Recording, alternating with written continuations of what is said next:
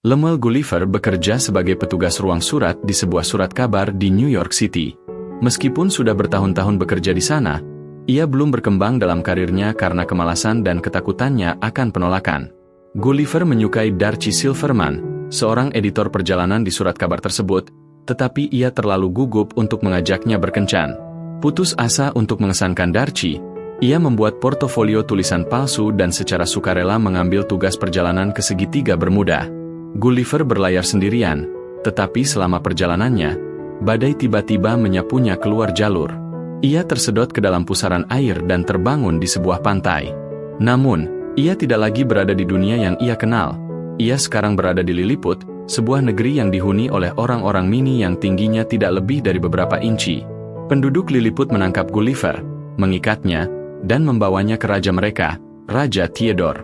Pada awalnya, penduduk Lilliput menganggap Gulliver sebagai raksasa berbahaya dan memenjarakannya, tetapi ukuran tubuhnya yang besar dan keberadaannya yang awalnya mengesankan segera terbukti menjadi keuntungan. Gulliver berteman dengan Horatio, sesama tahanan yang jatuh cinta pada Putri Mary tetapi dipenjara karena pertunangan paksa Putri Mary dengan Jenderal Edward, pemimpin pasukan Lilliput yang sombong dan terlalu percaya diri. Gulliver, dengan ego yang besar dan kepribadiannya yang berani, berhasil mengesankan penduduk Lilliput. Ia merajut jaring kebohongan, mengklaim sebagai petualang heroik dari New York dan Presiden Amerika Serikat, menaburkan referensi budaya pop dan momen-momen dari film seperti Star Wars dan Titanic seolah-olah itu adalah pengalaman pribadinya. Ia membual tentang penaklukan dan kepahlawanannya yang seharusnya membuat dirinya disayangi oleh penduduk Lilliput. Mereka mengaguminya sebagai penyelamat, bahkan membangunkan rumah besar untuknya dan memperlakukannya seperti bangsawan. Saat Gulliver menyesuaikan diri dengan masyarakat Lilliput, persona besarnya membayangi tatanan kaku penduduk Lilliput. Ia mendorong mereka untuk merangkul kreativitas dan rasa individualisme, bertentangan dengan Jenderal Edward yang tetap skeptis terhadap kepahlawanan Gulliver. Gulliver membantu mempertahankan Lilliput dari serangan musuh mereka, Blefuscudian, hanya dengan berjalan ke laut dan menghalangi armada mereka dengan tubuhnya. Keberhasilan Gulliver memenangkan kekaguman penduduk Lilliput dan semakin membuat marah Jenderal Edward, yang melihat Gulliver sebagai ancaman bagi kekuasaannya dan hubungannya dengan Putri Mary.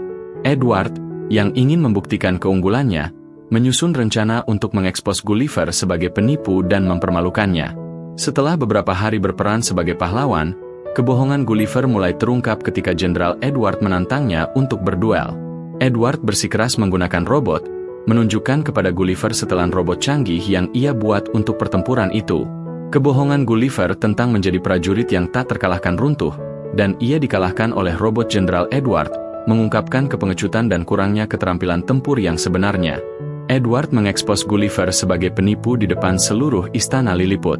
Kini dalam kehinaan, Gulliver dipenjara di pantai Blefuscu, pulau tetangga, dan dipaksa bekerja sebagai budak. Sementara itu, Jenderal Edward menjadi pemimpin baru Lilliput, mengintensifkan pengejarannya akan kekuasaan. Selama di penangkaran, Gulliver merenungkan hidupnya dan menyadari bagaimana kebiasaan berbohong dan berpura-pura telah membawanya ke dalam masalah ini. Darcy, yang telah menemukan kebenaran tentang kebohongannya, tiba di Lilliput untuk menyelamatkannya, tetapi ia juga ditangkap oleh Blefuscudian. Tergerak oleh bahaya yang dihadapi Darcy dan dengan bantuan temannya Horatio, yang masih mencintai Putri Mary, Gulliver bertekad untuk menebus kesalahannya. Ia menyusun rencana untuk menyelamatkan Darcy dan Lilliput dari Blefuscudian dan tirani Jenderal Edward. Kali ini, alih-alih mengandalkan kebohongan yang dibesar-besarkan, Gulliver menggunakan kecerdasan dan keberaniannya. Ia kembali ke Lilliput dan menantang Edward sekali lagi, tetapi kali ini ia bertarung tanpa penipuan.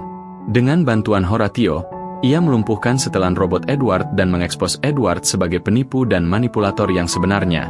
Kemudian, Edward diasingkan dan perdamaian dipulihkan antara Lilliput dan Blefuscu. Dengan Lilliput yang terselamatkan dan konflik yang terselesaikan, Gulliver kini menjadi orang yang berubah. Ia tidak lagi merasa perlu untuk mengesankan orang dengan kebohongan atau cerita yang muluk-muluk.